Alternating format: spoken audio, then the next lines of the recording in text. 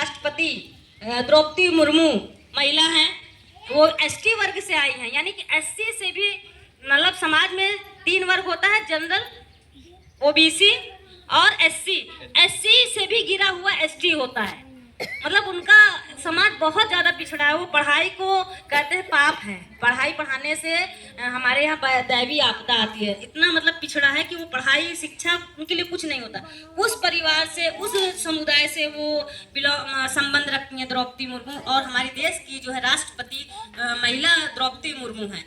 उनके लिए हम लोग सब लोग तालियां एक बार जरूर बजाएंगे, क्योंकि ये हमारे संविधान की देन है जो आज महिलाएं एससी, एसटी, ओबीसी सब वर्ग से निकलकर एक ऊंचे ऊंचे पद पर हैं।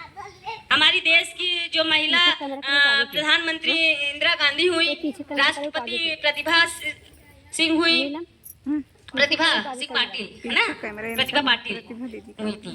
इसी तरीके से अन्य भी जगह क्षेत्रों में देखिए तो महिलाएं आगे हैं। तो आप लोग ये मत समझिए कि आप कमजोर हैं। जब समूह से पहले आप लोग जब बैंक में जाती रही होंगी तो गेटवा के अंदर घुसने में पहले डर लगता रहा होगा, लगता था कि नहीं?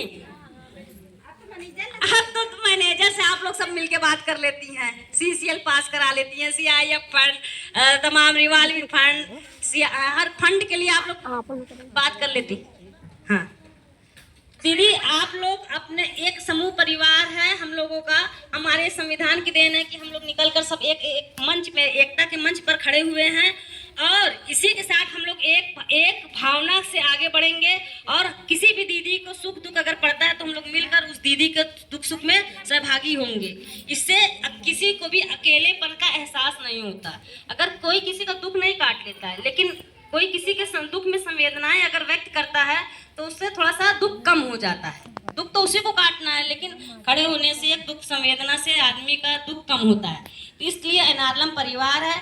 हम लोग अपने 26 जनवरी के कार्यक्रम को आगे बढ़ाते हैं, अपनी वाणी को हम विराम देते हैं, और इसी क्रम को आगे बढ़ाते हुए हमारी जो एफपीओ की सीईओ हैं शोभा दीदी को बुलाते हैं, और अपना 2 मिनट का अमूल्य समय, कीमती समय यहाँ महिलाओं को दें।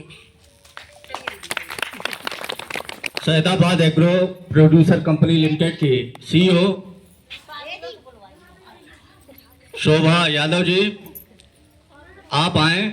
महिलाओं को समूह क्या है, समूह में कैसे काम करना है, और उसको सुचारू रूप से कैसे आगे बढ़ाना है, कैसे अपनी आजीविका को के माध्यम से हम अपने जीवन स्तर को ऊंचा कर सकते हैं, ये भी बताना है। साथ ही ये सरकार ने जो Saidabad agro producer company limited आपको दी है, उसके माध्यम से महिलाएं कैसे अपने जीविकोपार्जन में आगे बढ़ें और कंपनी में सहभागिता करके किस प्रकार धन अर्जित करें, वो सब आप बताएंगे। दीदी, हम उस पल से बहुत हर कुछ से गिरे हुए थे, लेकिन मेरा एनार्लम आया जो मुझे बाहर निकाला। एनार्लम एक ऐसी संस्था और एक ऐसा वो है कि जो हम लोगों को घर से बाहर निकाला और हुनर भी दिया, पैसा भी दे रहा है। काम करते हैं पैसा देता है, चाहे छोटी रकम हो चाहे बड़ी रकम हो। पहले तो हम समूह में जुड़ने के लिए तैयार नहीं थे, लेकिन जब मेरे यहाँ समूह की टीम आई थी, वापस भी चली गई थी, मैं उसे फिर से बुलवाई। मेरे जेठ जी टीचर हैं, तो उन्होंने कहा जुड़ जाओ। हमने कहा हम समझ ही नहीं पाते हैं, हम इसको जुड़ेंगे कहाँ से, कहाँ जाना आना है, हमको पता ही नहीं करनाईपुर कहाँ है, बैंक कहाँ है। मेरी शादी हुई थी, 10 साल हुआ था शादी हुई, लेकिन हमको नहीं पता था कि बैंक कहाँ है।